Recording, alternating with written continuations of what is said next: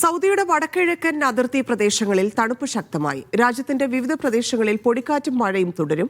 പൊടിക്കാറ്റുള്ള സ്ഥലങ്ങളിൽ യാത്രക്കാർ ജാഗ്രത പാലിക്കണമെന്ന് നിർദ്ദേശം. ജോർദാനും ഇറാഖും അതിർത്തി പങ്കിടുന്ന വടക്കുകിഴക്കൻ പ്രദേശങ്ങളാണ് കടുത്ത തണുപ്പിലേക്ക് മാറിയത്. തുറൈഫ്, റഫ, അറാർ എന്നിവിടങ്ങളിൽ 1 ഡിഗ്രിയും ഹഫ്രൽ ബാത്തിൻ, കുറയാത്ത് എന്നിവിടങ്ങളിൽ 2ഉം 3ഉമാണ് ഇന്നത്തെ ഏറ്റവും കുറഞ്ഞ താപനില. അൽജൗഫ്, ഹായിൽ, കമീസ് മുഷൈദ്, അബഹ എന്നിവിടങ്ങളിലും തണുപ്പ് ശക്തമാകുന്നുണ്ട്. പലയിടങ്ങളിലും താപനില 0-ലേക്ക് താഴുകയാണ്. സൗദിയുടെ വിവിധയിടങ്ങളിൽ പൊടിക്കാറ്റും മഴയും തുടരുമെന്നാണ് കാലാവസ്ഥാ കേന്ദ്രത്തിന്റെ മുന്നറിയിപ്പ്.